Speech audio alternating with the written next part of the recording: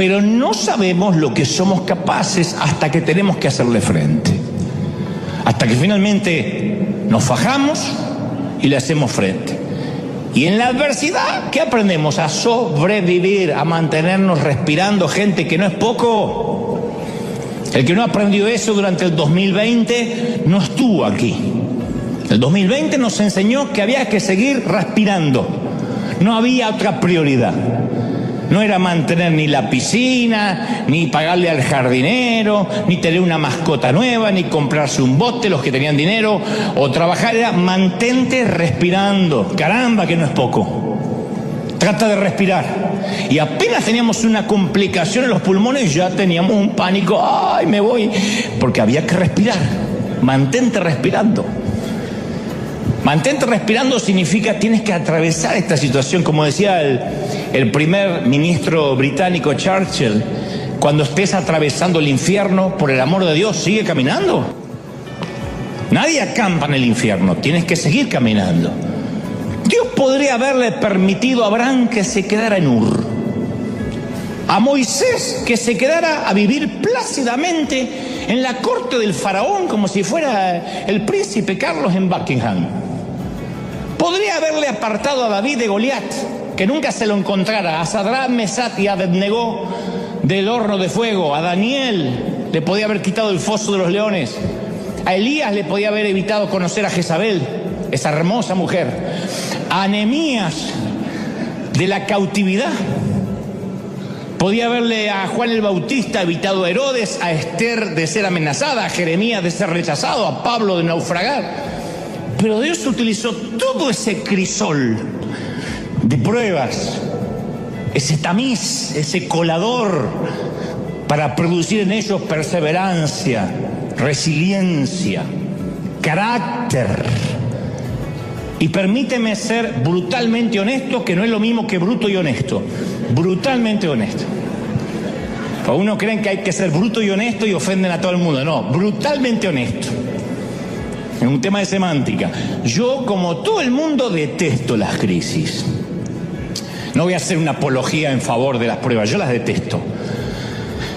No tanto por lo profundo del dolor, sino por lo mucho que dure ese dolor. Yo sé que gracias a las crisis me imagino, que me he vuelto y me sigo volviendo más humilde, más sabio, más flexible, más comprensivo, porque eso producen las crisis. Pero a mí me deja un mal sabor de boca. No creo que haya alguien acá que diga, a mí me encantan las crisis, no creo. A menos que le guste que le peguen con un látigo y otras cosas. Pero si no, no. A mí no me gusta. Todo cristiano va a ser zarandeado, ese no es el asunto. Muchas de las dificultades que nos enfrentamos son permitidas por Dios de manera deliberada, como un test, como un examen en el colegio. De manera deliberada, nadie va al colegio y dice, uy, tropecé y me caí con un examen. No, es deliberado. El asunto no es si vamos a ser zarandeados, el asunto es cómo vamos a salir de ese zarandeo. En un momento Jesús ora por sus discípulos en Juan 17:15 y dice, no te pido que los quites del mundo, sino que los protejas del maligno. No pide que seamos sacados del mundo, Jesús, que nos ponga en una burbuja, en un invernadero, que nos meta en Neptuno, en Plutón, o que vivamos en una suerte de membrana plástica evangélica. Lo que pide es que Dios nos proteja en medio de las crisis que sí o sí vamos a vivir. Esto no lo pega nadie en la nevera ni en sus automóviles, pero en el mundo tendréis aflicción. Después dice, confiad, yo vencí al mundo, pero es una promesa, van a tener aflicción. Seremos zarandeados. Tenemos que saber qué va a suceder. Lo único que no sabemos cuándo va a suceder. La buena noticia es que somos zarandeados con un propósito, por algo nos pasa. ¿Por qué? Porque Dios quiere producir en nosotros carácter. En Lucas 22:31 hay una pista. Simón, mira que Satanás ha pedido zarandearlos a ustedes como si fueran trigo. Pero yo he orado por ti para que no falle tu fe. Y cuando tú hayas vuelto, fortalece a tus hermanos. No se pierdan esto. Jesús le dice a Pedro que Satanás los pidió para zarandearlos como se zarandea el trigo en la era, para separar lo bueno de lo malo. Ese es un zarandeo, separar lo bueno de lo malo, cambiar el combustible. Y acto seguido, Jesús anima a los discípulos diciendo que ha orado por ellos para que su fe no falle. Nunca esto me pareció a mí tranquilizador. A mí me hubiese gustado algo como: yo he puesto una orden de restricción a Satanás, algo como predican los pastores empoderadores de ahora. Dios puso un cerco para que el diablo no te toque y no te va a tocar y no te va. A mí me encantaría eso.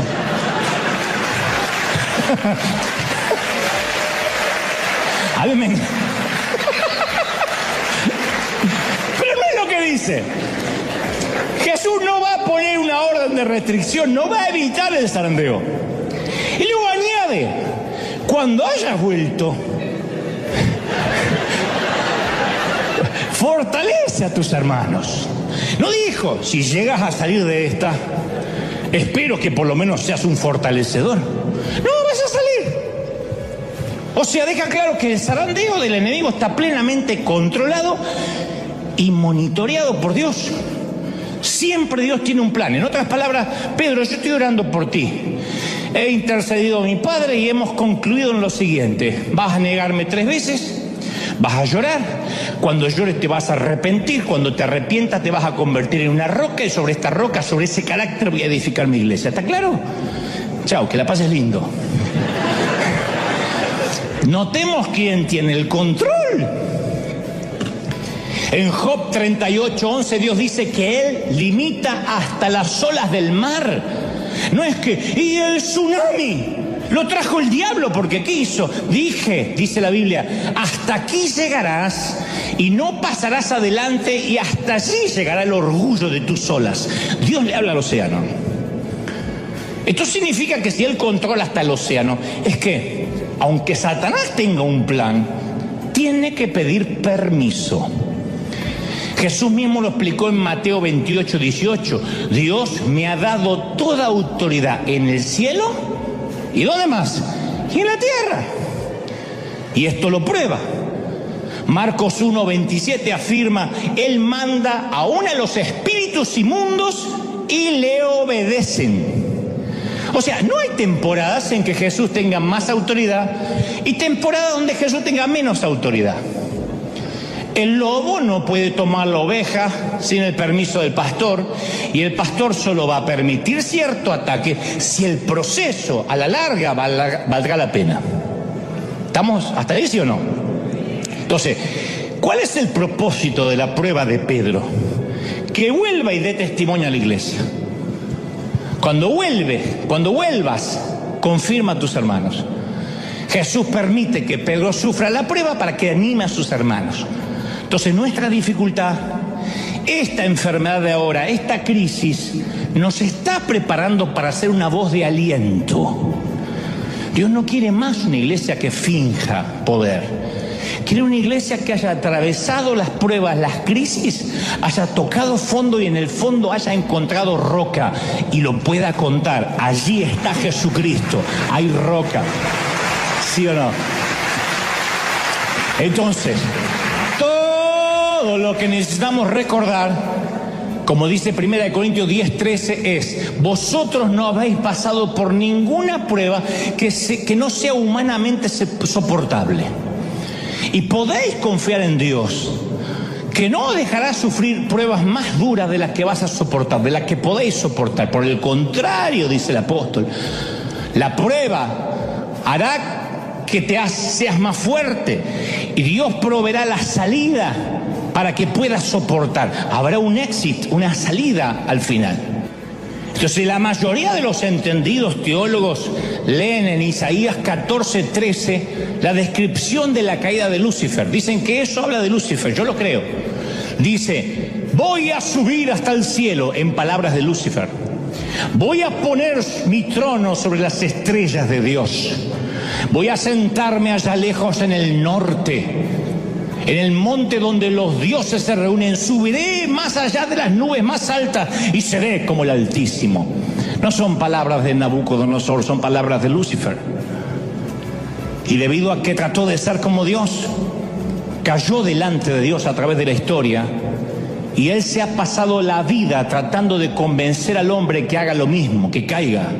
Esa fue la estrategia que usó para decirle a Eva: come de este fruto y seréis como Dios. No cambió. Es tan egocéntrico ahora como lo era entonces. Es tan necio ahora como lo era entonces. Es tan limitado ahora como lo fue entonces.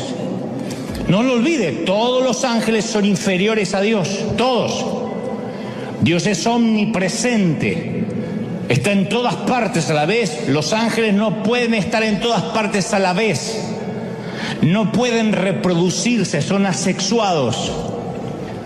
De manera que los ángeles que cayeron nunca se reprodujeron, la humanidad siempre fue creciendo. Son demasiado pocos demonios para tanta gente. Por eso es muy petulante decir: anoche el diablo me atacó. ¿Qué te va a atacar el diablo si no sabe ni sabe dónde vive por ahí? No, son las obras de la carne, son tus consecuencias. Pero el diablo no puede estar en todas partes. Dios es omnipotente. Los ángeles tienen el poder que Dios permite que tengan. Dios es omnisciente, todo lo sabe. Los ángeles saben solo lo que Él quiere que les sea revelado. ¿Sí? Y Satanás es un ángel caído. Eso incluye a Satanás, es inferior a Dios. Y aunque los religiosos se rasguen las vestiduras, Satanás sigue estando al servicio de Dios. El diablo es tan siervo en su rebelión como lo era en los días de su obediencia. Por eso mismo Martín Lutero es el que puso este título. Martín Lutero llamó el diablo de Dios. Claro que el timador preferiría engañarnos y hacernos pensar que él es una fuerza independiente, con un poder ilimitado, pero él solo tiene el poder que Dios le permite tener. Él preferiría que nunca escuchara las palabras de Juan 4:4, vosotros sois de Dios, porque Él está en vosotros y Él es más poderoso que el que está en el mundo. Él, el que está dentro tuyo, es más poderoso. Alguien tiene que decir amén. Más poderoso. Entonces Dios quiere, ¿está claro cuál es la cadena de mando? Dios está al control. Al diablo lo tiene con las riendas cortas. No sé si notaste las palabras de Jesús: Satanás os ha pedido para zarandearlos. El diablo no exige, no resuelve, no decide. Él pide, suplica, solicita. Así como pidió permiso para tentar a Job, pide permiso para tentar a Simón Pedro. Satanás no hace nada que Dios no sepa. Y Dios usa a Satanás para llevar adelante la causa de su reino.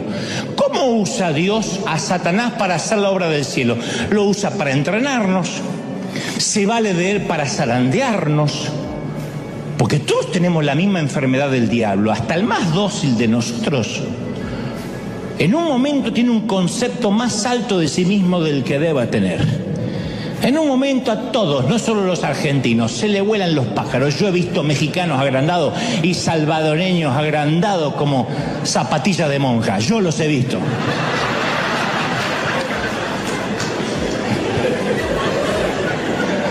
Tal parece que Pablo también. Porque uno va al currículum vitae del apóstol Pablo y claro, un encuentro personal cara a cara con Jesús resucitado, participante de visiones celestiales, apóstol escogido directamente por Dios, uno de los autores de la Biblia, sanó enfermo, viajó a través del mundo, escribió uno de los documentos más grandes de la historia. Pocos pueden igualar los logros de este prócer llamado Pablo. Y capaz que Pablo empezó a picarle el bichito y se empezó a autofelicitar. Y Dios, que ama a Pablo y odia el orgullo, lo protege a Pablo del pecado. Y obviamente, ¿a quién usa? A Satanás. Segunda de Corintios 12:7, por eso, para que yo no me creyera más de lo que soy, dice el apóstol, por tantas revelaciones maravillosas que tuve por haber ganado el campeonato del fin del mundo en Qatar. No sé si estaba eso, pero creo que lo hubiese mencionado. Se me ha dado un sufrimiento, una espina clavada en el cuerpo, un emisario de Satanás que vino a maltratarme. No se nos dice la naturaleza de su espina, pero se nos dice el propósito, el origen, para que Pablo siga siendo humilde. Un emisario de Satanás. El emisario pudo haber sido un dolor, una debilidad, una persona que le causaba aflicción, pero sí sabemos que ese emisario lo controlaba Dios. 3 veces le pedí al Señor, no dijo, me puse a reprender al diablo. 3 veces le pedí al Señor que me quitara el aguijón. Y el Señor me dijo, que te baste mi gracia, mi poder se perfecciona en tu debilidad. No te lo voy a quitar. El emisario estaba mandado por Dios, no te lo voy a quitar. Dios podía quitarlo, pero le dijo al emisario, te quedas ahí. Está descrito como un león rugiente que acecha para devorar a la gente. Y Pedro dice, resístanlo, en 1 de Pedro 5:9, resístanlo firmes en la fe, sabiendo que los mismos sufrimientos están siendo experimentados por sus hermanos en el mundo. Resiste. ¿Saben qué es resistir? Ignóralo, resiste, párate en la fe y dile, no tienes ninguna autoridad, tienes una correa así, una correa chiquitita. Las fauces del león están sufriendo. ¿Cuántos lo creen? Díganme amén. El diablo es un asesino por naturaleza, pero no puede decidir. Él cree que decide, no decide. El don de la vida y la muerte es algo que solo maneja Dios. Deuteronomio 32:39, mirad que yo soy Él, fuera de mí no hay Dios. Yo mato y doy vida, dice el Señor. Yo hiero y yo sano, y no hay quien libre de mi mano. Ese es nuestro Dios. Santiago 4:13. Vosotros que decís, mañana iremos a tal lado o a tal lugar y pasaremos un año y comerciaremos comerciaríamos, o como se diga. Comercializaremos, muy bien, y obtendremos ganancias. No sabéis lo que traerá mañana.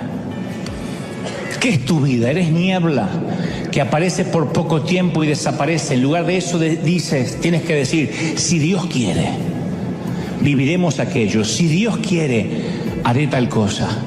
Nunca dijo, si Satanás quiere. Si Dios no quiere, yo no lo voy a hacer.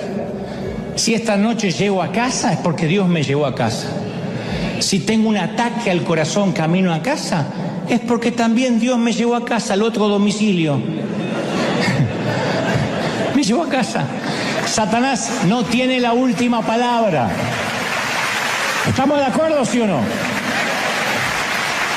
Y tengo más evidencia antes de terminar para demostrar que es un simple siervo de Dios.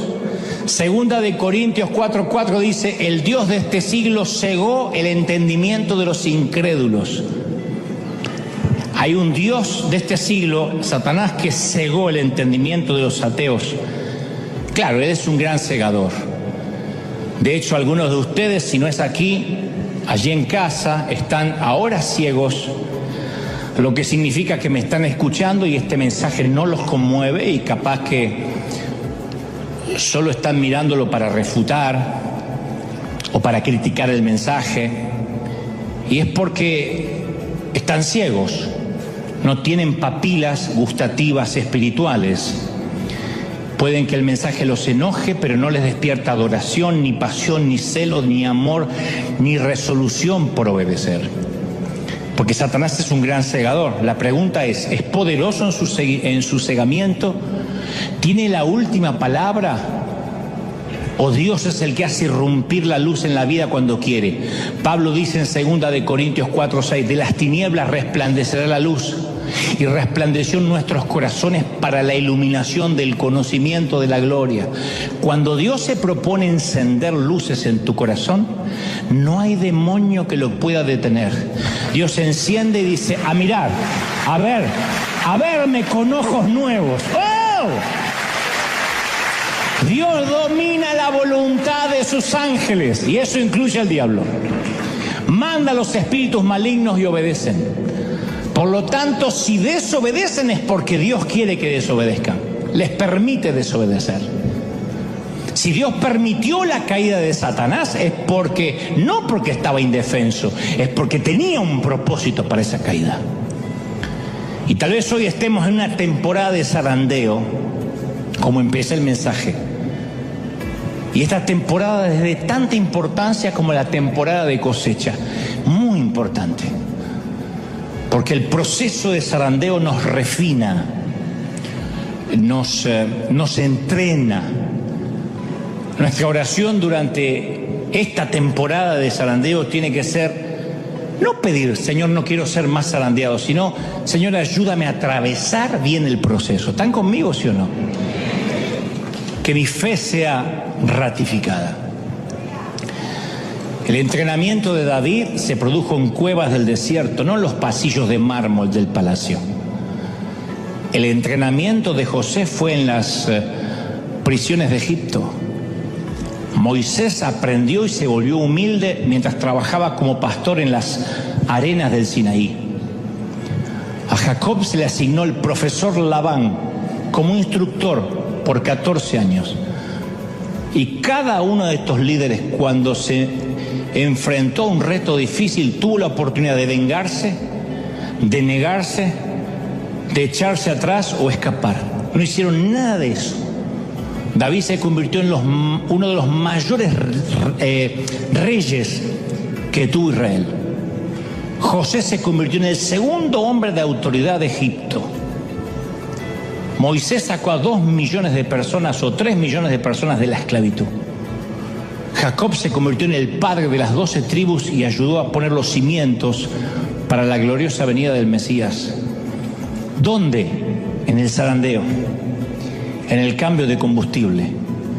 Obviamente a todos nos gusta una vida normal, sin alteraciones.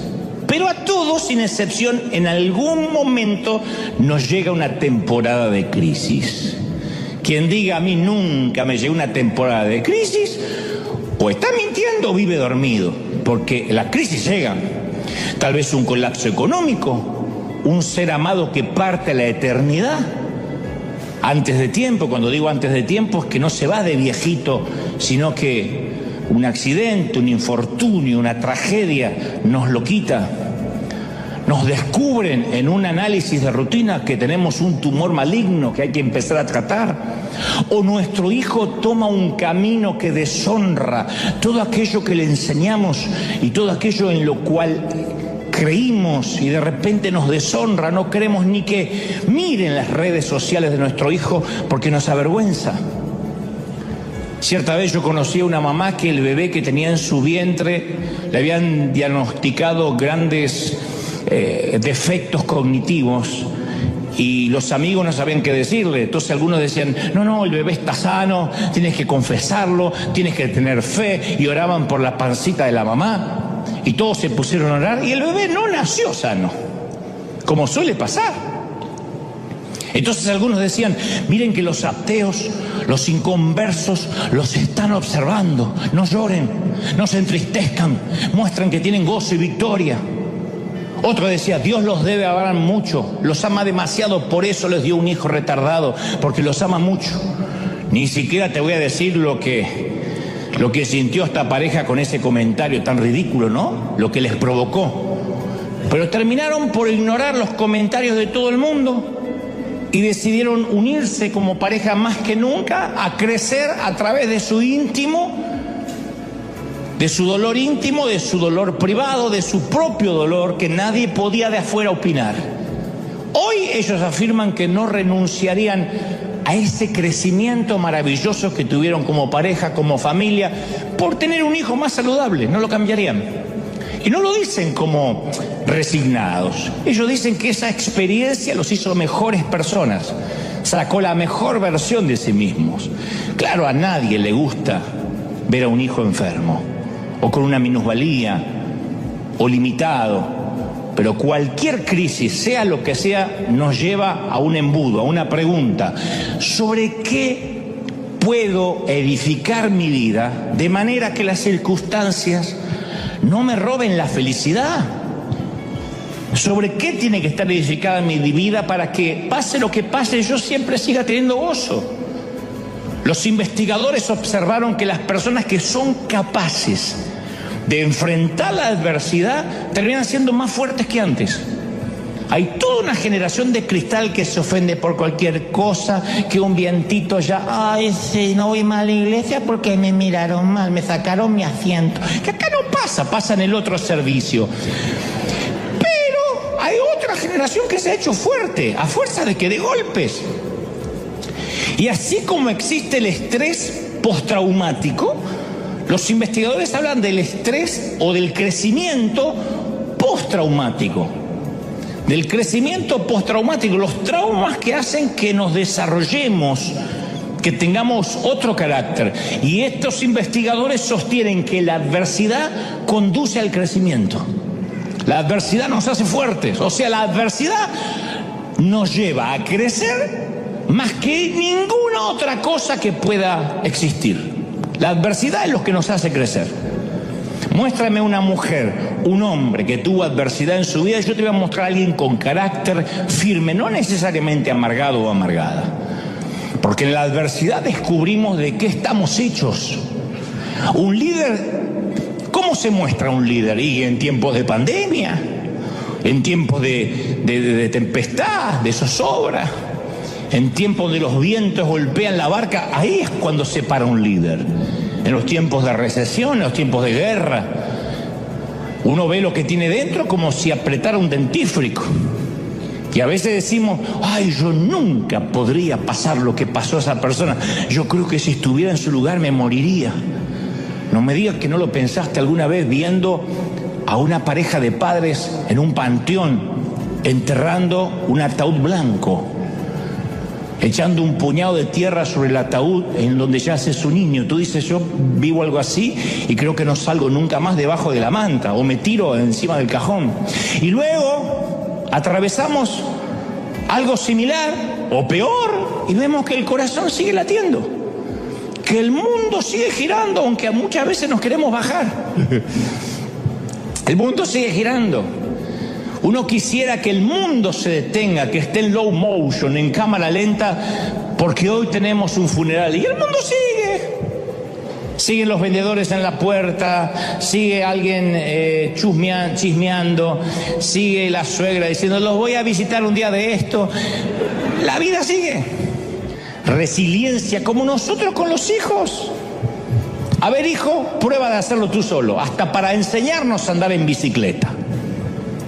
Yo recuerdo cuando no me caí de la bicicleta, me caí de la confianza. Mirá qué profundo. Mi papá dice, vamos a andar en bici. Yo tenía las rueditas esas que están atrás que te sostienen. Y mi papá dijo, ya es hora de quitar las rueditas. Tienes 18, no, 5 o 6 años. Bueno, pero si me vas teniendo, y mi papá me iba teniendo así, vamos. Nunca me sueltes, nunca me sueltes. Jamás, me dice mi papá. Me doy vuelta, mi viejo allá con mi hermano hablando. Y dice, ¡ey! Y me caí. No me caí de la bici, me caí de la confianza. Entonces, recuerdo que eso me enseñó a mantener el equilibrio, a que no podía pretender que papá fuera toda la vida sosteniéndome la bici detrás mío, y como eso, un montón de avatares de la vida que iban a venir, que tienen que ver con el carácter. Y los que hemos sido zarandeados, salimos del proceso más sabios, poquito más sabios, porque conocemos nuestras debilidades, nuestros puntos fuertes, nuestros puntos débiles. Mira, yo te voy a revelar el secreto más guardado del liderazgo cristiano, y con esto me van a querer quemar mis colegas, pero te lo voy a revelar. Antes de revelarte ese secreto, te quiero contar que para ciertos motores si acaso la mayoría, existen muchos combustibles. Muchos. La gasolina es un combustible volátil. Los autos que compiten para ganar carreras quieren que tenga la gasolina más combustión y le añaden óxido nítrico a la mezcla para que tenga más combustión, más explosión. El petróleo es otro combustible, aunque no tan explosivo como tampoco lo es el diésel que usan los tractores. Algunos combustibles son muy buenos y otros son destructores. Todos son inflamables por naturaleza. Todos producen cantidades incalculables de energía, porque hay algunos que van destruyendo el motor por dentro y le van acortando la vida cada vez que lo encienden. Por eso los motores de los autos que corren carrera tienen que ser rectificados continuamente, cambiados continuamente, porque los va comiendo por dentro. Y este es el secreto más guardado del liderazgo cristiano. Cuando comenzamos a servir al Señor, no todos usamos el mejor combustible. Por ejemplo, algunos usan un combustible llamado codicia, que puede mover a una persona y a un ministerio completo por años. Su gasolina es la codicia: quiero más, quiero una iglesia más grande, quiero más dinero, quiero más autos, quiero más vacaciones. Hay otros combustibles como la inseguridad, el orgullo, el espíritu de competencia, la necesidad de reafirmación, que me vean, el que dirán. Y esas cosas pueden mantener a los líderes en pie algunos años, pero no logra producir en ellos carácter ni mantenerlos hasta el final. Son los que preguntamos por ellos y ya no sabemos más. Están 2 años, 5 años, 10 años en el mejor de los casos y después no nos enteramos más de ellos. Porque la gasolina los consumió por dentro porque no era la correcta. Filipenses 1:15 dice: algunos a la verdad predican a Cristo por envidia y por contienda, dijo Pablo, otros de buena voluntad. Pero algunos tienen como gasolina la envidia. Algunos salen a predicar todos los días por contienda. Me voy a parar tras el púlpito a atacar a aquel pastor. Y predican. Y la palabra no vuelve vacía y algunos son tocados, pero su combustible los va corrompiendo por dentro, los corroen. Y algunos son tan poderosos, esos combustibles, que los líderes los sacrifican todo en el altar que ellos mismos crearon en su ego, a su ego. Y los va consumiendo. Ahora, todos queremos servir a Dios, pero en el fondo, todos en algún momento hemos usado diferentes tipos de combustibles. O sea, dentro del plan de Dios, el diablo es un simple servidor, nos guste o no, le guste o no. Digo nos guste o no porque hay algunos religiosos que no les gusta darle mucho poder al diablo. Ahora, convengamos que el diablo no quiere ser servidor de Dios. No se levanta a la mañana, se pone los cuernos y dice: qué gana de servir a Dios. No es así. No tiene la intención de servir a los propósitos de Dios. Nada le gustaría más que levantar su propio reino. Pero no puede. No puede tener total autonomía, no puede. Y cada vez que el pobre procura el progreso de su propia causa, termina promoviendo la causa de Dios. Ese siempre fue el patrón del diablo en toda su existencia. ¿Se acuerdan de Sara, la esposa de Abraham? Dios le prometió un hijo, ella no podía tener hijo, era estéril. No solo ella tenía un problema, también era el problema de la vieja y del viejo, porque había que haber doble milagro, y ustedes me entienden. Durante mucho. ¿Qué hizo Satanás? Usó la cuna vacía para agitar la tensión, la disensión, la duda. El enemigo quería que Sara no confiara en Dios. Le salió el tiro por la culata. Porque la maternidad de la anciana de 90 años dejó un legado a las generaciones que dice que Dios siempre guarda lo mejor para el final. Que aun cuando estés viejecito, viejecita, Dios te puede sorprender.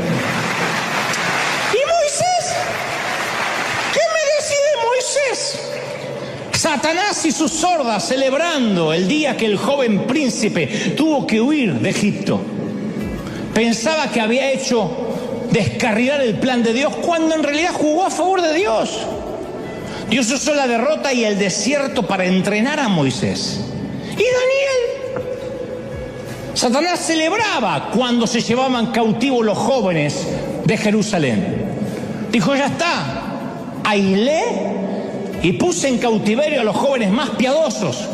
Nuevamente el efecto boomerang. Lo que Satanás pensó que era cautividad, Dios lo transformó en realeza. Y Pablo, Satanás esperaba que la prisión lo iba a silenciar. Y sí, la prisión silenció su púlpito, pero desató su pluma. Las cartas a los Gálatas, Efesios, Filipenses y Colosenses fueron escritas desde la cárcel, desde la celda. O sea que Satanás ayudó a que se escribiera el Nuevo Testamento. El ganso ayudó a que se escribiera gran parte del Nuevo Testamento. Pedro es otro ejemplo. Trató de desacreditar a Jesús, Satanás, haciendo que Pedro lo negara. Y el plan resultó al revés. Porque en vez de ser un ejemplo, Pedro, de hasta dónde puede caer una persona, hoy es un ejemplo de hasta dónde Dios puede extender su gracia. Entonces, cada vez que Satanás arma un plan, le termina explotando en la cara. El diablo es el coyote de la Warner Brothers. Cuando se lo imaginen, quiero que siempre a partir de ahora lo vean como el coyote. No lo vean con alas rojas, con cara de suegra. No, tiene la cara del coyote. Desgarbado, comprando marca Acme. ¿Te acuerdas los intentos fallidos del coyote de la Warner para atrapar al Correcaminos? Y sus productos marca Acme. Porque deja en claro Dios quién es el que dirige la tierra. Satanás puede pavonearse todo lo que quiera, pero Dios es el que tiene la última palabra. Entonces, durante toda la vida, el enemigo hizo el papel del coyote. 2 veces, la Biblia solo 2 veces corre la cortina del espacio y el tiempo y se nos permite echar un vistazo a la apuesta más tonta de la historia. Satanás era un ángel, Lucifer, que no se contentó con estar cerca de Dios. Él quería estar por encima de Dios. No estaba satisfecho de adorarlo, quería su trono.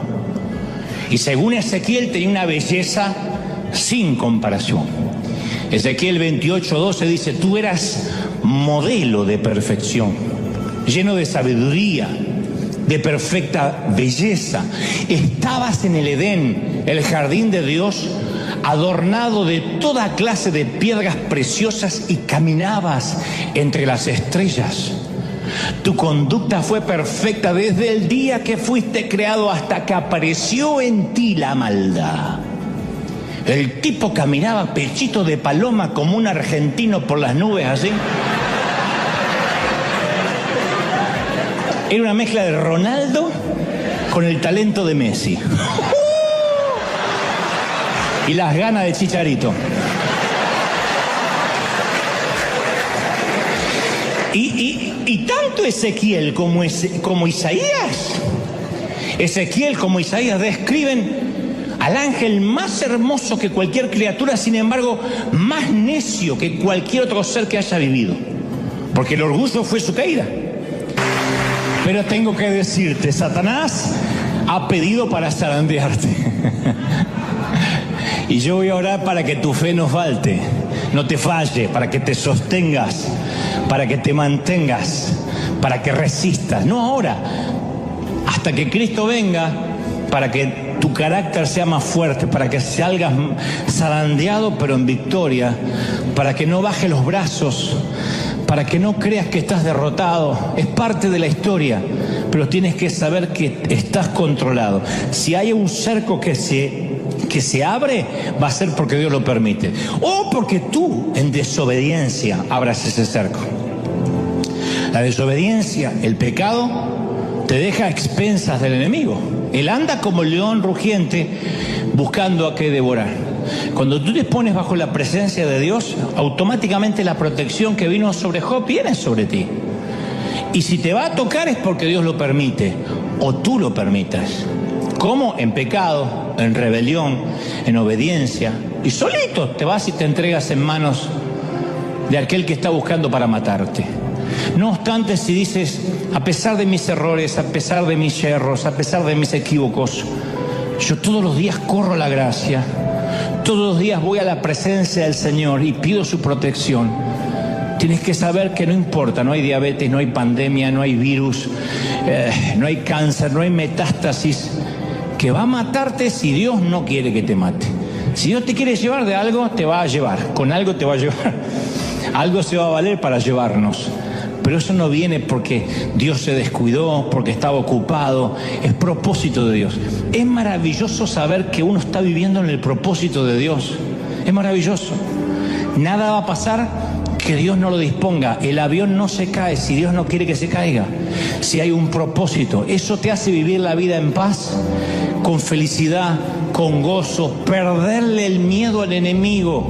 Es un ángel inferior, ni es omnipotente, ni es omnisciente, ni es omnipresente, y si hace algo, insisto, lo repetiré otra vez, es porque Dios le permite que lo haga. Y le dice, hasta aquí, cuidado, porque yo le voy a dar la salida para que pueda soportar, porque es mi hijo, lo estoy procesando. ¿Está recibiendo esta palabra, sí o no? ¡Impresionante! ¡Aleluya!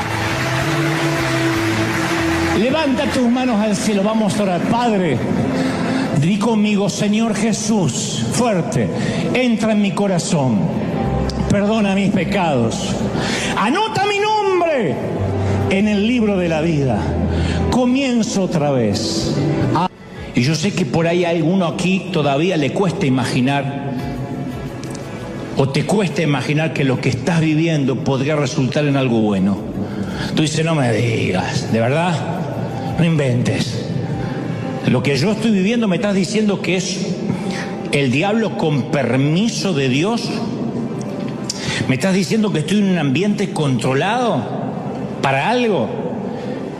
Y capaz que te cuesta concebir que esa enfermedad, que esa deuda, que esa muerte puede ser un instrumento para algo digno. Y si te cuesta todavía, te doy el último ejemplo para terminar. Yo no voy a minimizar tu crisis, pero en comparación a la que te voy a contar, tu crisis es una fiesta. Un Salvador sin pecado fue cargado de pecado. El autor de la vida lo pusieron en la cueva de la muerte. La victoria de Satanás parecía segura y por fin el diablo iba ganando por diferencia de goles. No solamente había goleado, sino que había clavado el esférico en el ángulo, pasando por encima al mejor jugador del mundo que lo había dejado tendido en el suelo. A Satanás le había salido el tiro por la culata con todo, desde Sara hasta Pedro, pero ahora le había salido las cosas bien. Todo el mundo había visto su victoria y él ya estaba haciendo el bailecito de la victoria. Sin embargo, de repente se ilumina el sepulcro del tercer día, retumba la roca y Satanás supo que lo habían timado otra vez. Una vez más había sido la herramienta en las manos del hortelano. Aunque un día se rebeló, el pobre desgraciado nunca dejó de ser el diablo de Dios. ¿Te imaginas cómo pierde autoridad con sus ángeles? Porque dicen, jefe, cada vez que usted hace algo sale al revés. Se pasó todo el tiempo pensando que había derrotado el cielo y en realidad lo había ayudado. Dios quería probar su poder sobre el pecado y la muerte y fue exactamente lo que hizo. Y adivina quién lo ayudó. ¿Quién crees que instigó a Judas para que lo entregue? A los fariseos para que pidan la cruz y a los romanos para que lo ejecutaran. ¿Quién fue? ¿Quién crees que ayudó? El otro siervo, el viejo coyote, el legendario el coyote, trabajó para Dios en el gran plan de salvación. Y una vez más al coyote le explotó la dinamita en la cara. Solo que esta vez el cielo no es que logró algún gol en la mínima diferencia. Esta vez el diablo de Dios hizo un autogol, un gol en contra, y le dio al cielo nada menos que el campeonato para el resto de toda la historia. El otro siervo siempre está al servicio de alguien. Tiene que celebrar y aplaudir por eso. Alguien tiene que aplaudir más que eso. ¡Aleluya! Vamos, celebra, celebra, celebra al Rey. Si crees que esta palabra te tocó, dale un aplauso glorioso al Rey. Celebra, celebra, celebra al Rey de Reyes. ¡Aleluya! He aquí Dios nos dio toda autoridad. ¿Tú lo crees? ¿De verdad que lo crees? Mi esperanza, mi sueño, mientras Dios me daba este mensaje, era decirte, no que el diablo no existe, porque caramba que existe, pero es un ángel inferior y está controlado por Dios. Y cuando te pones bajo la cobertura de Dios, Satanás va a hacer lo que Dios le permita que haga. No tengas temor. La enfermedad va a avanzar hasta donde Dios diga. La muerte va a llegar si Dios quiere llevarte a casa. Si no, no. ¿Estamos de acuerdo, sí o no? No hay nada más poderoso que tu Dios. No hay nada más poderoso que el Señor de señores. Alguien tiene que creerlo, ¿sí o no? ¡Aleluya! Amén. Ahora mantén las manos en alto. Quiero orar por todos. ¿Cómo te ama el Señor? ¿Cómo te ama príncipe el Señor? ¿Cómo te ama princesa? ¿Cómo no te va a amar si en sus manos te tiene esculpido? ¿Cómo te ama el Señor? Padre, he transmitido lo que creo me has dicho que diga a este tu pueblo, a este tu ejército, a estos tus obreros de primera línea. Y ahora, Señor, sella con tu espíritu esta palabra. Todos orando, todos clamando al Señor. Diga, Señor, yo quiero que esta palabra se selle en mi corazón. Te vas a ir de aquí viendo a un Dios poderoso y a un débil coyote pidiendo permiso. Y eso abrirá los ojos. Y eso te traerá una nueva dimensión de fe, una nueva dimensión de espíritu, una nueva dimensión de espiritualidad. Padre, ahora sopla del norte, del sur, del este y del oeste tu gloria como nunca antes. Yo proclamo, yo declaro que los mejores días están por venir, que tu bendición es mayor, que tu gloria es mayor, que hay gloria aquí en casa. Estoy orando por los que miran ahora, de otras partes del mundo, de Asia, de África, de Europa, de Oceanía.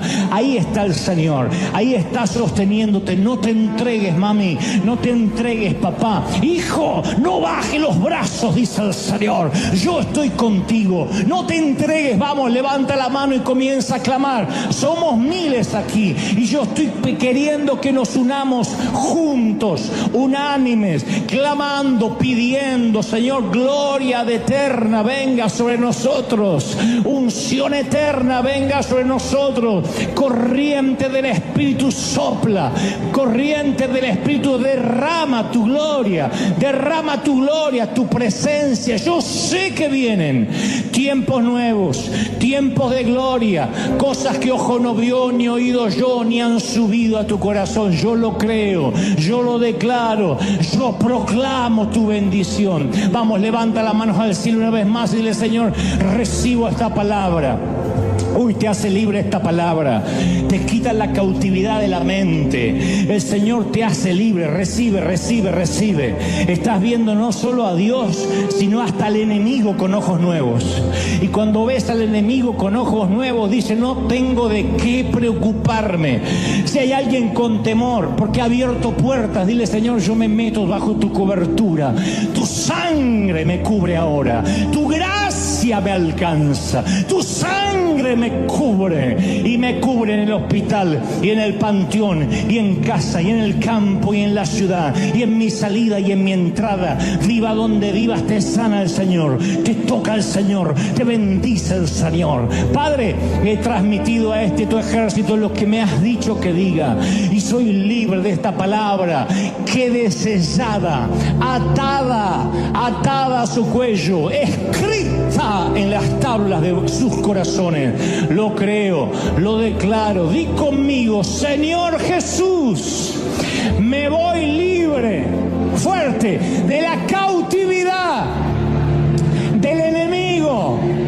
Estoy bajo tu protección. Tú me cuidas, fuerte. Tú me controlas.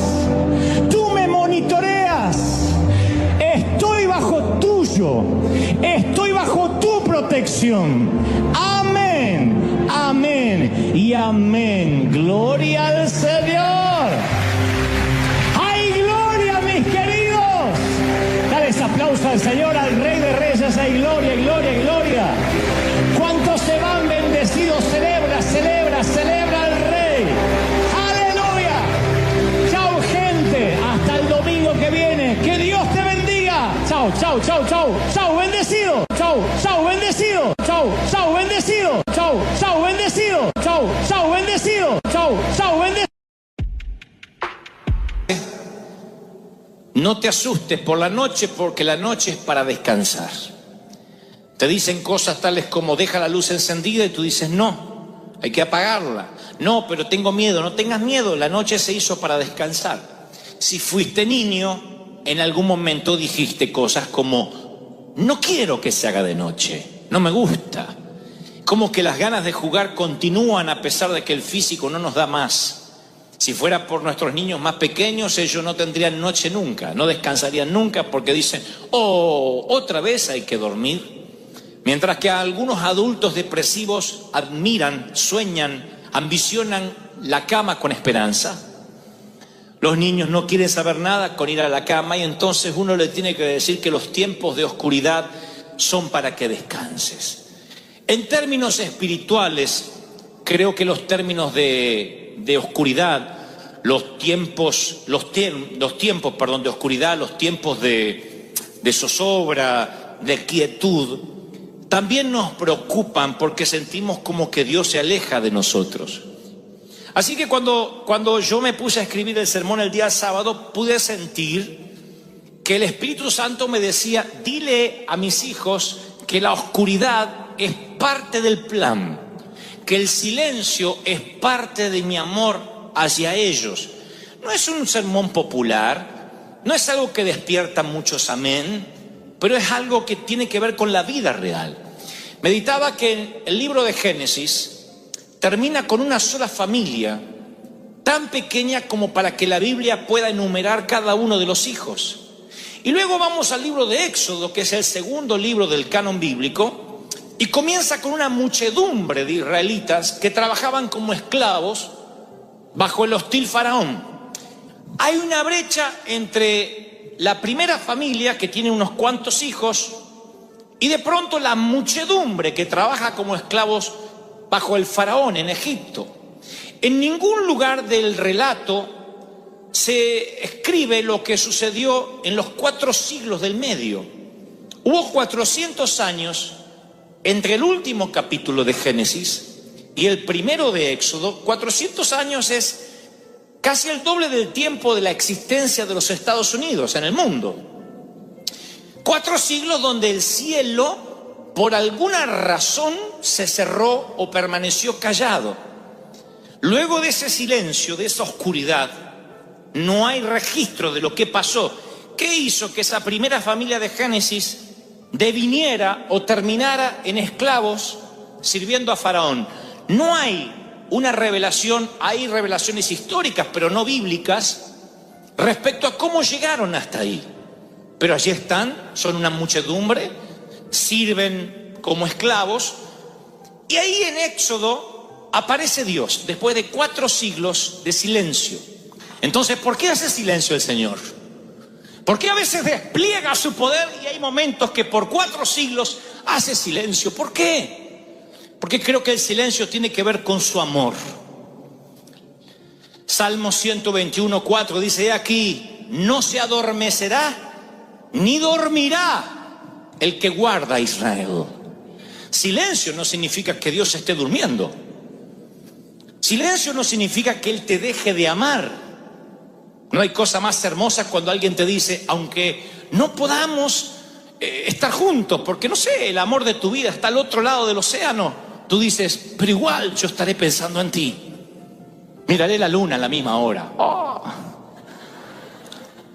¿Por qué? Porque no se adormecerá mi amor, aunque no estemos juntos, aunque no me oigas, dice el Señor, yo te sigo amando. Salmos 3:5 dice, yo me acosté, oigan esto para los chicos y para los grandes, me acosté y dormí. Pueden agregar, y ronqué como un hipopótamo, y desperté, porque Jehová me sustentaba. ¡Aleluya! ¿Saben lo que es que te sustenta? Que duermes y te tiene en la mano. Es maravilloso. Su palabra indica que aunque estés descansando, el plan de Dios para tu vida continúa avanzando. Hay una gran cantidad en la Biblia de sucesos que se dan la victoria, empieza la victoria en medio de la oscuridad. Porque a veces uno cree que Dios descansa durante la noche. Ay, me acuesto con este problema y hasta mañana no lo retomo. Tu abuela, porque el Señor sigue. No, tu abuela no lo retoma, pero el Señor sí. El Señor dice, para mí no hay noche. Tienes que descansar. Tú descansa. La noche es para que descanses, dice el Señor. Mañana te quiero fresco. Ay, es que ¿por qué no se resolvió el problema? Porque tienes que descansar, sonso. Deja que los cielos sigan trabajando. Sonso, dice mi Biblia, Dante habla hoy. La creación de la luz irrumpió en el caos de la oscuridad. Jacob luchó toda la noche, y por la mañana obtuvo una nueva identidad. La liberación de Israel de la Pascua ocurrió por la noche. La batalla de Gedeón, que terminó en victoria, comenzó en la mitad de la noche. La cruz de Jesús, aunque era mediodía, quedó en un cielo negro y oscuro durante la noche. Tú dices, pero ¿por qué tiene que venir la noche? Yo sé que la oscuridad viene, en términos prácticos, la oscuridad viene y te quita el descanso, cuando debería ser lo contrario. No hay sueño que te repare del dolor. Te agotas emocionalmente, te drenas espiritual y físicamente.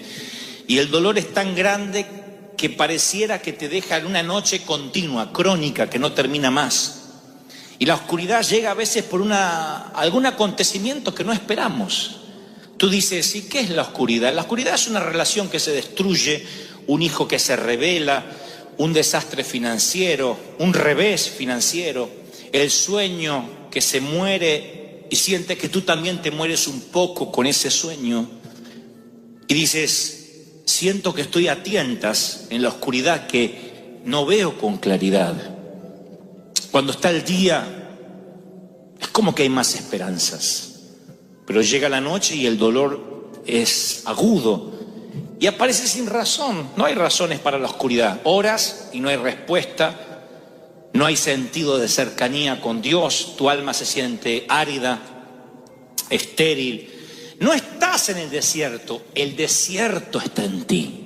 ¿Has estado en esa estación de la vida? Yo te puedo dar cátedra. Hablo de esa enfermedad, hablo de ese revés financiero, hablo de aquel problema en los sentimientos, en el corazón. Hay momentos donde nuestra vida se tambalea y creemos necesariamente que es una intervención satánica, diabólica. El diablo se metió a arruinar lo que Dios estaba haciendo. Y no siempre es así. Las plagas de Egipto son permitidas por Dios. Él dice, yo endurecí el corazón del faraón. Les hablé de esto hace unas semanas. No estoy hablando de un Dios castigador, un Dios que te puede meter en crisis hasta quebrarte, porque Él sabe hasta cuánto puedes resistir. Él sabe de qué estás hecho y sabe qué es lo que te va a forjar el carácter, qué es lo que te va a hacer fuerte, qué es lo que te va a hacer invencible ante futuras crisis, ante futuras pruebas. Pero esos valles tienen que estar.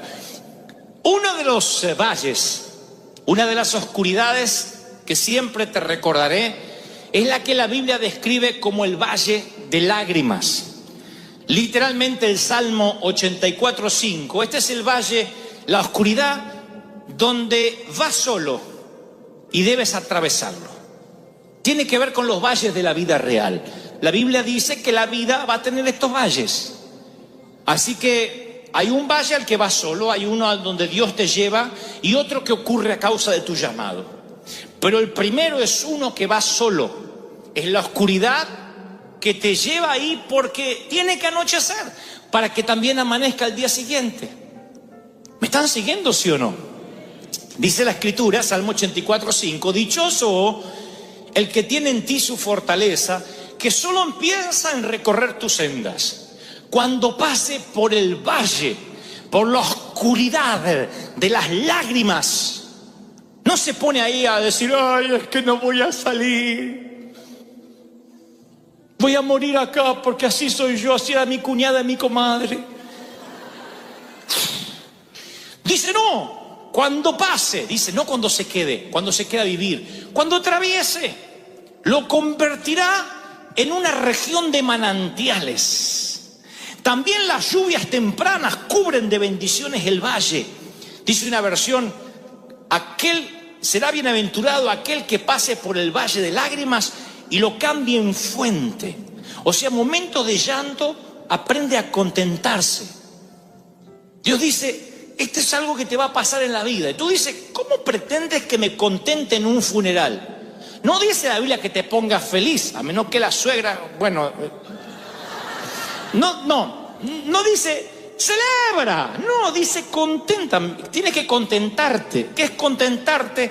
Saber decir gracias por lo que me permites pasar, porque aunque me duele, aunque lastima los fueros más íntimos de mi alma, sé que esto me va a fortalecer y mañana voy a tener fuerzas para lo que viene. Sé que algo Dios me quiere enseñar con esto. Es mi Patmos, es mi isla de destierro, pero es aquí donde Dios va a abrir un vórtice y donde el lugar que yo creo que es territorio hostil, lleno de alimañas, Dios lo va a convertir en un sitio de comunicación divina. ¿Están recibiendo esto, sí o no? No estoy subestimando tu dolor. No estoy diciendo, bueno, avanza y ya está, piensa en positivo. No, la fe, ya lo dijimos, no sirve. Es la fe en Dios la que te levanta, el poder de la resurrección. Y el Señor me dice que te diga, yo sé que estás triste. Es el mismo Señor que lloró ante la noticia de la muerte de su amigo Lázaro. El Señor que lloró en el huerto de Getsemaní. Él sabe lo que son las lágrimas. No es un Dios del Olimpo mitológico, esos Sansón, Zeus, que parecen ser superhéroes que nunca lloran. Él es alguien que lloró y que entiende las lágrimas, pero te dice, te he dado esperanza y esta oscuridad va a pasar, sea la que sea, la económica, la espiritual, la familiar, va a pasar. Porque pensamientos de bienestar tengo para ti y no de mal. Oigan, lo diré otra vez. Me perdí muchas horas, meses y horas de mi infancia y mi adolescencia preocupado por cómo sería mi vida adulta. Me perdí mucho tiempo. Era de esos preocupones pensando, número 1, que nunca me iba a casar. Número 2, que nunca iba a tener hijos. Número 3, que nunca iba a trabajar. Número 4, que nunca iba a tener un auto. Número 5, que nunca iba a poder cambiar los zapatos despegados. Hoy les conté en el primer servicio que yo me recorrí la iglesia de Buenos Aires con un traje azul. No era un traje, era un saco azul, esos cruzados que se usaban antes. No tenía pañuelito de esto. Ahora confieso, era una media, un calcetín. Nunca nadie me dijo que lo sacara, sino hubiese salido así con... Pero era coqueto. Antes muerto que... El tipo andaba con la media. Estaba limpita, no es que... Estaba limpita. Yo pensé muchas veces que nunca iba a tener un traje más. Muchas veces pensé que a lo sumo cambiaría de calcetín. Pero nunca tendré un pañuelito de estos. No sé por qué. Si tan solo hubiese sido más maduro y hubiese entendido que hay oscuridades que pasan, que todo pasa en la vida, que hay que saber atravesarlo. David dijo, aunque pase, aunque atraviese, no dijo aunque me quede, aunque viva. Dijo, aunque pase el valle de sombra de muerte, no temeré mal alguno. ¿No debería darnos esperanza? Todo va a pasar, no te pierdas el hoy. No te pierdas el hoy, va a pasar. ¿Cuántos reciben esta palabra? Dígame amén. Número 2, el valle de la muerte. Porque el primero de las lágrimas te toca ir por la vida real, pero el número 2 es la oscuridad que tiene que ver con la muerte. Y tú dices, wow, ese no me gusta. ¿Cuándo es que voy a ir ahí? Cuando Dios te lleve. No a la presencia, cuando Dios te lleva al valle de muerte. La Biblia narra que Ezequiel dice, la mano de Dios no es la mano del diablo. No sé por qué metemos al diablo en todo lo que no nos gusta. Cualquier cosa, el diablo. Me enfermo, es el diablo. Me duele acá, es el diablo. Tu esposa dice, viene mamá, el diablo. Bueno, ahí puede ser el diablo, ¿no? La mano del Señor vino sobre mí y su espíritu, oigan, me llevó en medio de un valle de huesos. Fíjense que hoy diríamos, bueno, este hombre está ahí porque se equivocó, perdió la brújula, el propósito, no vive en victoria. Veo que dice el espíritu me llevó a un valle de huesos secos. Es el espíritu que lleva a Juan al destierro, a Patmos, a una isla de 6 por 9 millas, una roca en medio del mar Egeo. Es el espíritu. Es el espíritu el que pone a Cristo en la cruz. Y nosotros a veces atravesamos esos valles de muerte. ¿Qué tiene para decirnos el valle de huesos secos? A veces Dios nos lleva a sitios, a territorios hostiles, y te lo diré así, llámese un trabajo lleno de inconversos, una casa con un cónyuge que no conoce a Dios. Y uno se pregunta, Señor, ¿por qué hay tantos sitios donde yo podía estar? Pero dice el profeta, me hizo pasearme entre los huesos, y había muchos huesos que estaban secos, y me dijo, hijo de hombre, ¿podrán revivir estos huesos? Y yo dije, Señor, tú lo sabes. Cuidado con lo que respondes, porque a veces Dios te dice, ¿tú crees que tu hijo, rebelde, cabezón, que sale al padre y al abuelo, puede ser un siervo mío? Ay, no conoce a mi hija. Bueno, va a seguir un hueso seco. ¿Tú crees que puedo cambiar a tu cónyuge? ¿Tú crees que puedo sacar? Bien, dijo la hermana, amén. ¿Que puedo sacarte de las deudas? ¿Tú crees? Hay a veces que Dios nos pregunta. Van a ver que cuando el Señor hace milagros, siempre pregunta. Ve a un ciego y le dice, ¿quieres ser sano? Parece una preguntonta. Es como cuando uno se cae y te mira a alguien y dice, ¿te caíste? No, siempre me revuelco hasta ahora en el césped.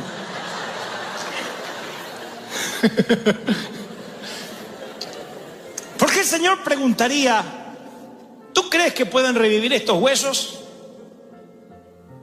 Y entonces me dijo, profetiza sobre estos huesos y dile, así dice el Señor, yo daré aliento de vida, soplaré de mi espíritu y viviréis. Les pondré tendones, haré que salga carne, los cubriré de piel, les daré aliento de vida, van a revivir y sabrán que yo soy el Señor. ¡Wow!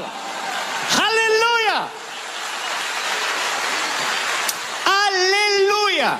Entonces te diré, número 2, tú vas a las oscuridades de los valles, o al valle de los huesos secos, con un solo propósito: profetiza sobre lo que está muerto. No digas, Señor, si es tuyo que reviva, profetiza. Recuerdan lo que el Señor nos dijo: no le hables a Dios acerca de la montaña. Señor, hay una montaña delante mío. Esa no fue la orden.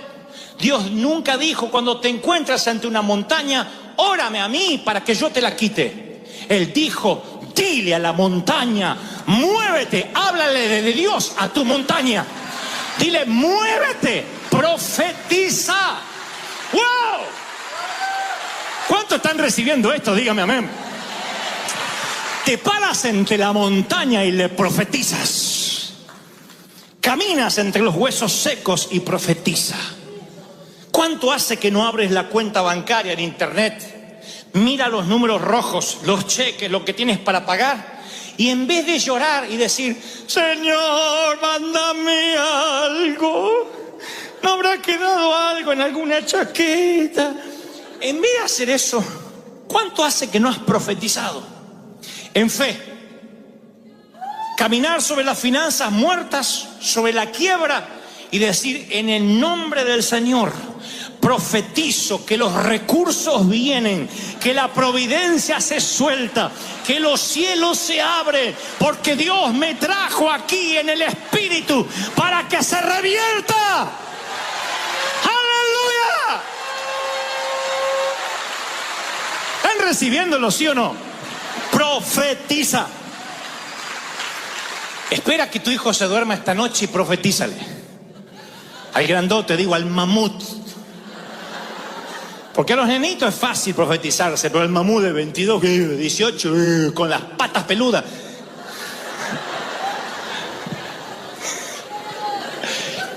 Ponle la mano sobre el mamut. Mientras que duerma, ni se va a dar cuenta, va a ser así. Y tú dile: profetizo. Te levanta Dios como un siervo suyo, lleno de unción, lleno de poder, como madre, como padre. Yo veré la gloria de Dios en tu vida. ¡Ja, ja! ¡Wow! ¿Se dan cuenta? ¿Qué hubiese pasado si el profeta hubiese dicho: bueno, no sé, son demasiado secos los huesos, debiste haberme traído cuando estaban medios muertos? Por eso Jesús le dice: ¿tú crees? Dios le dice: ¿tú crees? Le dice Jehová: ¿tú crees que pueden revivir? ¿Tú crees? O sea, yo puedo hacerlo, pero necesito saber cuál es tu respuesta, y la respuesta es correcta.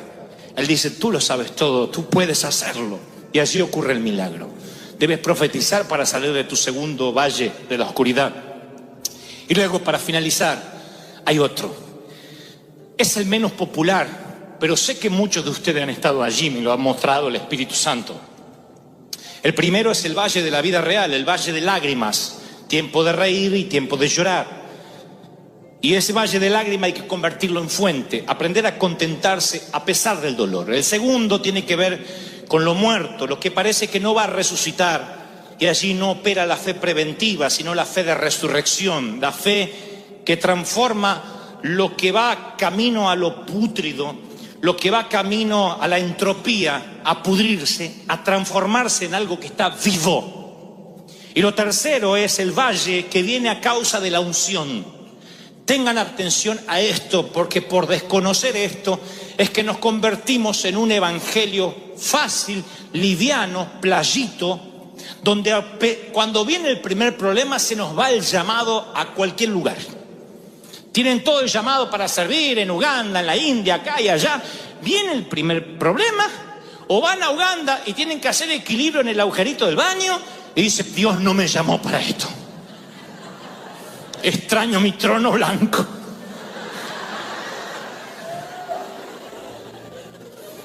Sí, yo conozco gente que, metafóricamente hablando, por un inodoro dudan de su llamado. Porque desconocen el valle o la oscuridad a causa de la unción. La Biblia dice que al enterarse los filisteos que David había sido ungido, cuando se enteraron que David fue ungido, subieron todos contra él. Pero David lo supo y bajó a la fortaleza. Los filisteos avanzaron, desplegaron sus fuerzas en el valle de Refaín. Refaín significa gigantes. Y desplegaron sus fuerzas contra David. Y David dijo: debo atacarlos, los entregarás en mi poder. Y el Señor le dijo: atácalos, porque te aseguro que te los entregaré. Muéstrame a alguien que esté ungido, que ore por los enfermos, que quiera servir al Señor, que libere a los endemoniados, y te mostraré a alguien que muchas veces ha llorado preguntándole a Dios dónde está Él en sus momentos personales. No crean a esos super predicadores que parece que la vida les sonríe y bajan de un carro de fuego a predicar y luego se van otra vez a la presencia de Dios hasta el próximo domingo. No funciona así. Somos humanos, de carne, de hueso. Tenemos decenas de problemas. Nos deprimimos, lloramos, nos enojamos, pecamos, nos airamos. Eso pasa con cualquiera. Y es más, cuando Dios te unge, lo he dicho tantas veces, nuevo nivel de unción, nuevo demonio asignado. No quiero que se asusten, quiero que entiendan que es una batalla. Al enterarse el infierno de que Dios ungió una iglesia en el sur de California, más precisamente en Anaheim, despliega sus raquíticos demonios en contra de los que estén más débiles. Y los que desconocen de que esto es parte de la batalla se empiezan a asustar diciendo: ¿qué estoy haciendo mal? No, estás haciendo bien. A causa de la unción el infierno se está conmoviendo. A causa de la unción el infierno se está levantando. Pero mayor es el que está contigo que los que vienen en contra, dice la Biblia. ¡Wow! ¡Ja, ja! ¡Santo! ¿Están recibiendo esto, sí o no? En cada movimiento de Dios, Satanás está desesperado por contrarrestarlo o destruirlo, antes, durante o después. Cuando Satanás ve lo que va a ocurrir con Moisés, trata de matar todos los niños de esa generación. Arrasa con todos. Es tan torpe, es tan idiota. El demonio que siempre usa el mismo modus operandi, cuando teme que Jesús nace, hace lo mismo y manda a matar todos los niños. El plan de aborto no es algo de la última era, del último siglo. Satanás ha implementado el aborto una y otra vez porque cuanto más niños destruya, habrá menos papás profetizando sobre sus cunas y sus camas. Y será menos peligro. Él dice: aborta, aborta, tienes que matarlo antes de que la profecía se cumpla. Satanás siempre atacará la profecía. Y cuando hay una profecía sobre la iglesia, vendrán los ataques. Y tú dices: ¿y cómo haré para soportar el embate? Sencillo, tienes que saber que esto es parte del negocio. Si no hay ataques, no estás siendo un peligro. Si no estás representando un peligro para el infierno, entonces sí deberías preocuparte.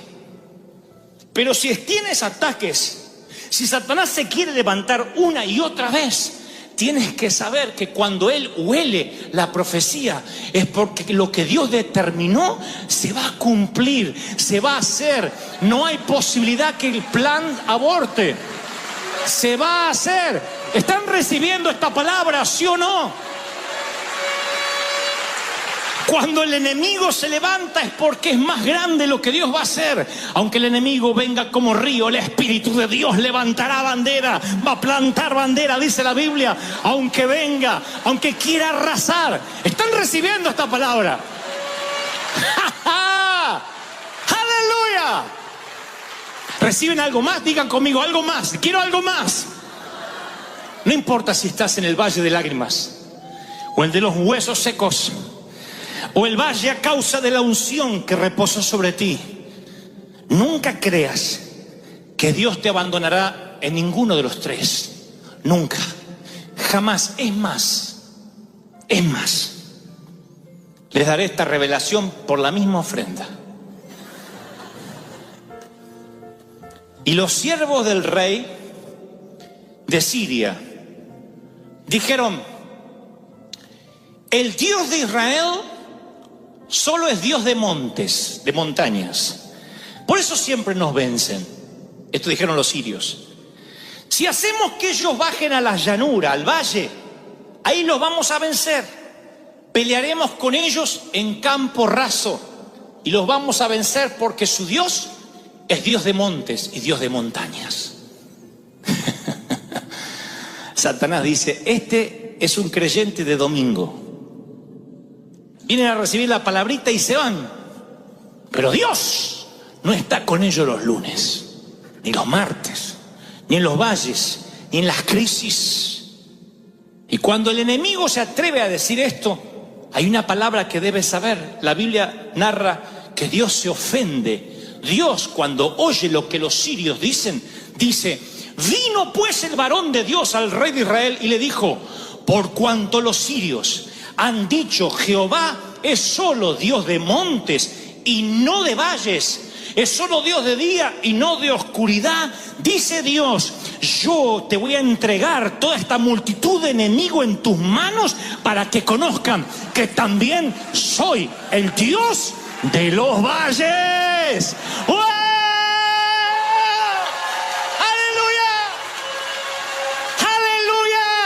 alguien tiene que decir, ese es mi Dios. Dios de los valles. Vamos, aplaudan, celebren, algo está pasando, algo está ocurriendo hoy. La gloria de Dios está aquí hoy. No encuentro en las Escrituras otro episodio que refleje tanto lo que a veces nos toca pasar en la vida. Primero perdemos la visibilidad, el destino, la visión. Hace años que no soñamos, que no visionamos, que no decimos tengo la esperanza de que cosas buenas van a pasar. Después sentimos un frío en el alma, metafóricamente hablando, una sensación de vacío, de desdén, sentimos ansiedad. A eso se suma que no tenemos ganas de hablar con nadie, queremos nada más que salga el sol. Se confluyen todos los elementos para hacernos sentir tristes. Decimos, si yo tuviera que lidiar contra la falta de visión, de visibilidad, podría, pero a eso se le suma el frío y la tormenta y la nieve. Siempre, insisto, individualmente haríamos frente, estaríamos fuertes para enfrentar lo que venga, pero esos elementos cuando confluyen colectivamente son formidables y hacen que no podamos luchar. Estás impaciente, quieres salir, no puedes manejar tantos frentes a la vez. Así que regresemos a la historia de Pablo, el naufragio de Pablo o el presunto naufragio de Pablo. El versículo 20 de lo que relata Hechos 27 dice, parece una sentencia de muerte, dice, como pasaron muchos días sin que apareciera el sol ni las estrellas. 14 días estuvieron sin sol ni estrellas de noche, con nubosidad todo el tiempo. Como la tempestad seguía arreciando por 14 días, 2 semanas, perdimos toda esperanza de salvarnos. En 14 días. 14 días sin sol en alta mar te quitan la esperanza de vivir. 14 meses sin sol en un matrimonio te quitan la esperanza de continuar. 14 años sin sol en una empresa, en una compañía o en un país te quitan las ganas de soñar. Sean que sean días, meses, años u horas, te quitan todo vestigio de pensar que vas a salir adelante. 14 días dando tumbos, el océano retumbó, chapoteó, rugió. Los marineros se rindieron. Y cuando los marineros se rindieron, dice Hechos, que tiraron todos los enseres, alivianaron la nave, porque la nave cuanto más pesada, cada vez que parecía que se daba vuelta así, parecía que si se ponía vuelta de cuajo, se ahogaban todos. Dijeron, para que esto sea más una cáscara de nuez que un barco tan pesado, alivianemos. Tiraron todos los que tenían barriles, comida, vino, todo lo que había arriba del barco, lo arrojaron al mar. Luego lo anclaron, pero dice que el mar sacudía por 14 días la embarcación de manera tal que no había ancla que resista, y ahí los marineros dijeron, nos vamos a morir. Y cuando los marineros se rindieron, Pablo va a hablar. Pablo, como ya hacía mucho que no comíamos, dice Hechos 27-21, habría sido por cierto conveniente que me hubieran oído. Ahí le sale el espíritu de toda madre. Te lo dije. Si me hubiesen oído y no hubiésemos zarpado y nos hubiésemos quedado en buenos puertos, no hubiésemos recibido este perjuicio y esta pérdida. Pero yo los exhorto a tener buen ánimo, cambien el ánimo. Me ingenié esas palabras: sin sol, sin estrellas. Ten buen ánimo. Y los marineros lo miraron como ustedes me están mirando ahora. Ah, bueno, esa era la palabra. Esperen. Y así va a salir la tormenta, así va a conseguir novio. No, esperen. Primero, ten buen ánimo, tengan buen ánimo, porque no habrá ninguna pérdida de vida entre ustedes sino solamente la nave. Ahora, qué contraste, ¿no? Porque los marineros que saben de tormentas se dieron por vencidos. Y este predicador judío, que supuestamente no sabe nada de navegación, es el portador de valor. ¿Qué es lo que sabe Pablo que los marineros avesados en el océano no sabían? O lo formularé de la siguiente forma, mejor dicho, ¿qué es lo que tú necesitas saber ahora que no sabes y que Pablo sabía y que te va a dar paz perfecta? Vamos a desmenuzar qué es lo que Pablo sabía, porque tú dices lo que los marineros están diciendo con su mirada al ver al apóstol. No me digas que esa va a ser la palabra, ten ánimo, porque yo no sé de dónde sacar más ánimo. Mi pozo de ánimo está vacío, no hay energía, estoy vampirizado. No tengo ánimo, no tengo fuerzas para levantarme a la mañana. Así que no me diga que esa va a ser la palabra. ¿Qué necesito saber? Estoy dando tumbos en los vientos. Como los marineros, ya hice todo lo que se supone que podía hacer. Consultaste con el banco, cambiaste la dieta, llamaste al abogado, ajustaste el presupuesto, fuiste a consejería, reprendiste, ayunaste, lo reprendiste. Le pusiste la mano a tu marido, repréndeme en el nombre de Jesús mientras que dormía. Oraste. Y tu mar se sigue revolviendo en una espuma feroz. Y dice, no puedo más, ya hice todo. El diagnóstico no cambia, el presupuesto no cambia, el banco no cambia su tesitura. Dime algo más que Pablo sabía que yo tengo que saber para que Dios me dé una paz perfecta. Así que vamos a desmenuzar lo que Pablo le dice a los marineros para sacarlos de ahí. Primero, una exhortación. Habría sido conveniente, varones, que me hubiesen oído antes de zarpar y no estaríamos viviendo esto. Yo sé que en este momento lo que menos quieres es que te regañen. Quieres que te mimen, que te apapache, pobrecito, toda la tormenta, nene. Pero déjame decirte que si vamos a estudiar lo que Pablo dijo, no podemos ignorar la primera parte, porque así comienza él, con un regaño. Si tú no escuchas las advertencias de Dios, el regaño va a venir, porque Dios al que ama disciplina, al que ama. Me preocuparía que no te regañe Dios, que no me regañe Dios, porque eso sería que me ha dejado de amar, lo cual sería imposible en la soberanía de Dios, en la esencia de mi Dios. Él te ama, me ama, y entonces me regaña. Quizás la tormenta es porque no escuchaste a Dios, como los marineros no escucharon a Pablo. Te dijo Dios más de una vez, el que toma prestado es esclavo del que le presta. Y te metiste en una deuda que hoy te tiene en medio de una tormenta. Dios te dice, ahí están las escrituras. Si tú pudieras vivir bajo los principios bíblicos, no te meterías en tormentas. El que pide prestado es esclavo de aquel que le presta. Y tal vez ignoraste eso y eso te metió en una tormenta. Aprende a vivir con la dádiva diaria, y te metiste en un auto para tener el lujo de tener un auto nuevo y mandarte la parte, y es un auto que hoy no puedes sostener ni pagar, y vives en una casa que no puedes pagar simplemente porque no seguiste principios bíblicos de saber vivir en la escasez y en la abundancia. Eso es saber cuándo puedes acceder a un mejor auto, a una mejor casa, a un viaje que hasta el día de hoy estás pagando en cuotas, porque decía, más si hay que vivir el hoy. Sí, pero eso es una palabra de Dios sacada de contexto. Basta el día con su afán no significa no planificar. Porque el hombre que no planifica es semejante a aquel que, queriendo edificar una torre, no mira primero si tiene los elementos necesarios para acabarla, no sea que cuando no la pueda acabar y sea una torre a medio terminar, todo el mundo le haga burla. Está en la Biblia. Entonces uno tiene que planificarse concienzudo.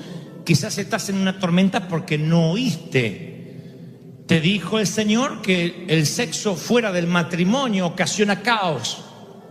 Y aún así dijiste, pero bueno, yo soy hombre, yo soy mujer, no puedo controlar mis hormonas. Y entonces estás en una tormenta que no acaba más. Porque no solo entregaste tu cuerpo, sino tu alma, e hicieron añicos con tu corazón. Y alguien abusó de lo más preciado que tenías, tu inocencia. Y hoy estás en medio de una tormenta por no escuchar las advertencias. Te advirtió el Señor que no abrieras las puertas de tu casa para el chisme, que tuvieras el valor para decir, no, yo acá no quiero escucharte más hablar mal de nadie porque me hace mal a mí. Tira tu basura o tu diarrea verbal ahí, en ese tacho verde de reciclado, pero no aquí en mi mesa. Y no tuviste el valor y hoy estás envuelto en una tormenta de culpa. Así que siempre que estamos en una tormenta, Dios primero nos dará una exhortación. Si alguna de estas cosas te describe, entonces recibe la reprimenda de Dios. Estás en la tormenta, tienes que saberlo por tu salud mental. No es que Dios le agrada retarte, pero por tu salud mental y emocional tienes que saber que muchas de las tormentas en las que estás metido no es culpa del diablo. Pobre diablo, que a veces no tiene nada que ver. Pero no te aflijas, porque no te vas a ir con la reprimenda solamente. Ahora vienen 3 promesas que pueden darte paz en medio de la tormenta, en el mismo discurso de Pablo. Después de la reprimenda dice, pero el cielo envía ayudantes. Dice Pablo, anoche se me apareció un ángel. Pablo recibió una visita del cielo en medio de la tormenta. Y si Pablo recibe una visita del cielo en medio de la crisis, es porque tú también la vas a recibir en medio de la tormenta. Se me apareció un ángel. ¡Aleluya! Dice Hebreos 1:14, todos los ángeles son puestos al servicio de Dios, enviados en ayuda de quienes quieren recibir la herencia como salvación. Los ángeles trabajan para Dios, no trabajan para ti, pero son enviados, son la infantería, la caballería, el refuerzo, los ejércitos celestiales que son despachados para ayudarte, los refuerzos que vienen en camino cuando estás en medio de la crisis. En el cielo han escuchado tu oración, han escuchado tu clamor, y lo primero que trae una paz perfecta, o que por lo menos la empieza a construir en los corazones deshechos de los marineros, es: anoche el ángel de Jehová me visitó. Yo imagino, el ángel de Dios, un ángel del cielo vino. Yo me imagino a los marineros diciendo: acá, bajo un cielo gris, está diciendo que en la barcaza que se está por dar vuelta y hemos de perecer todos, aquí hubo un visitante del cielo. Hace 14 días no vemos estrellas, no vemos sol, lo único que hay es tormenta, y tú dices que un visitante del cielo vino. Eso es tan ridículo como pensar que llevas 2 meses yendo a la sala de cuidados intensivos a ver a alguien, y quien está allí en la cama te dice: ay, ¿sabes qué? Vino un ángel anoche. En serio, de verdad, aquí. ¿Sabes? Vino un ángel en medio de la crisis. Pero si no sabemos dónde vamos a vivir, nos van a quitar la casa. Sí, pero el ángel estuvo aquí diciendo: no teman, Dios me dijo que todo va a estar bien. Hay un ángel en medio de tu crisis. Alguien recibe la palabra, ¿lo crees? ¿De verdad que lo crees? ¿Ves? Ya te empiezas a sentir mejor después de la exhortación. Hay un ángel. Lo segundo que dice Pablo, que les va construyendo una paz perfecta a los muchachos, es: ¿por qué esta noche ha estado conmigo el ángel de Dios, de quien soy? ¡Wow! Ahí es cuando los marineros dicen: epa, este no es un predicador judío nomás. ¿De quién? De quien soy. Tengo un ángel del Dios de quien soy. Cuando tú vas a mandar a uno de tus hijos menores a un campamento, a donde sea, en el colegio, a una excursión, siempre tienes que firmar formas, que eres la persona responsable. Y creo que cuando Dios permite que entres en una tormenta, Él firma una forma donde Él pone su nombre y Él garantiza que a pesar de las tormentas vas a llegar sano y salvo a su puerto. Tú vas a llegar. Porque tú eres su hijo y Él es tu padre. Ya no eres esclavo, sino eres hijo, porque Dios te hizo heredero. ¿Lo crees, sí o no? El Dios a quien soy. Así que el Dios de quien soy, el cielo, tiene un lugar para ti. ¿No te parece fascinante? Luego dice, esta noche ha estado conmigo el ángel de Dios, de quien soy y a quien sirvo.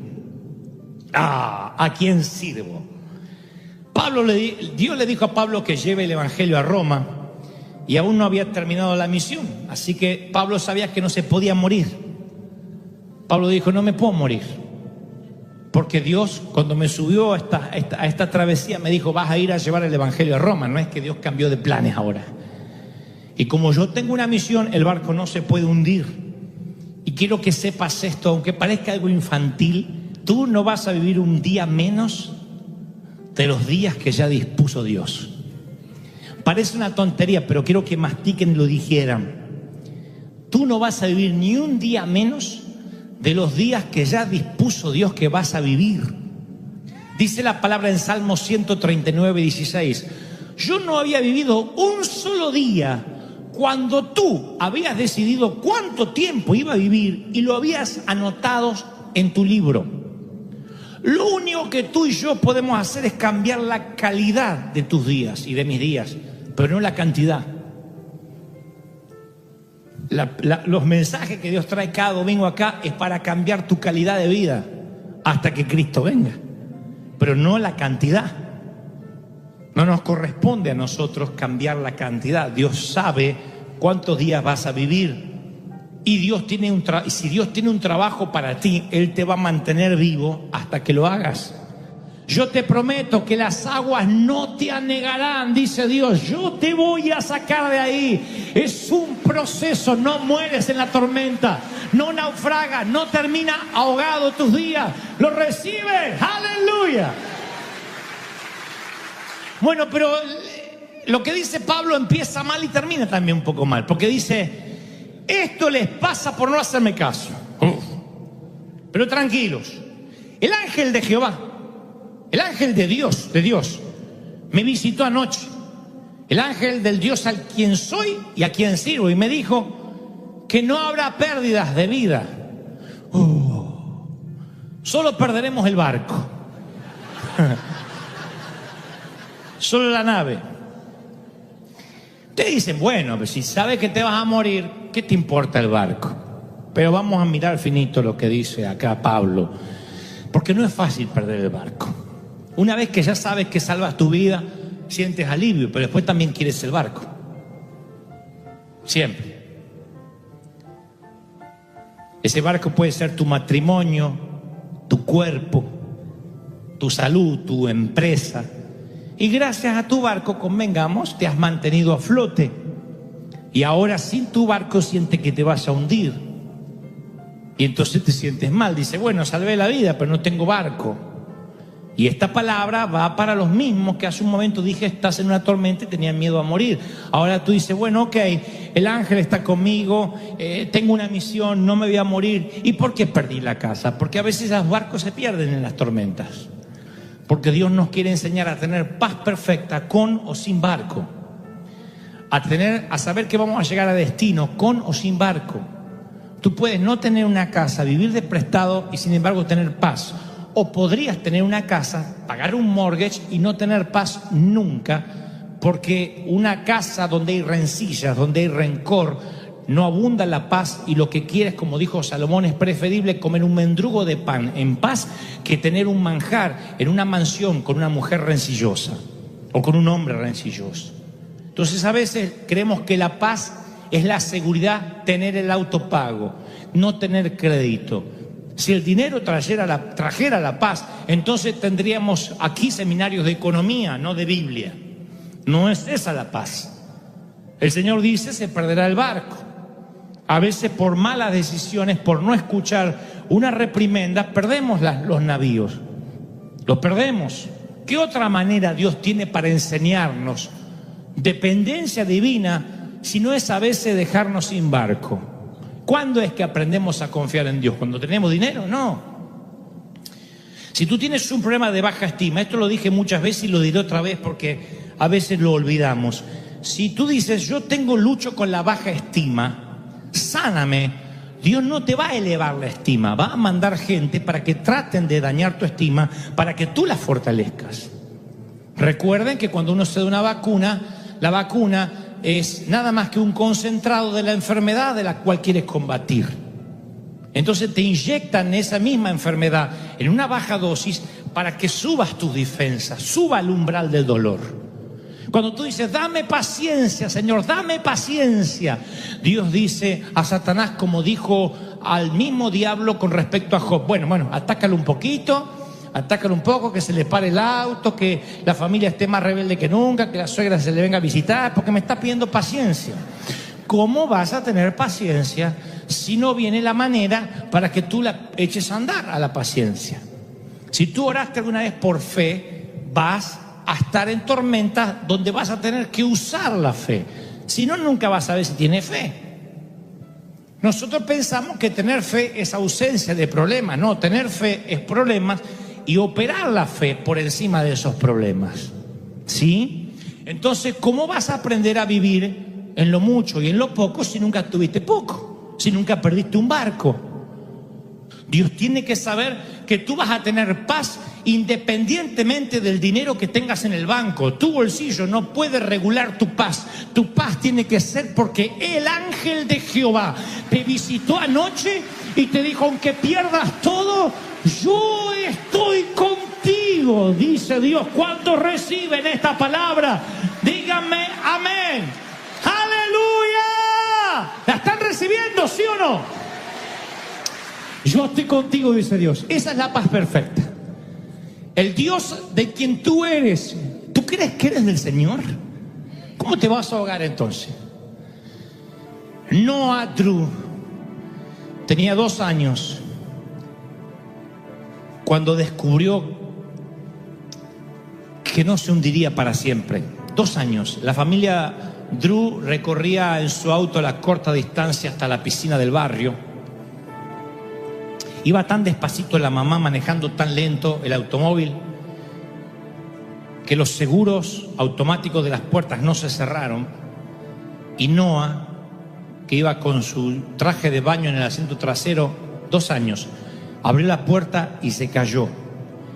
Y ella sintió en el auto como que las ruedas pasaron un badén, como si hubiese pasado un reductor de velocidad, pero eran las piernas del niño. Así que paró, saltó del auto y encontró a Noah en el pavimento. Un vehículo de 5.000 libras le había pasado por las piernas. Pero cuando fueron a emergencias, no se había roto ni un solo hueso, solamente algunos rasguños.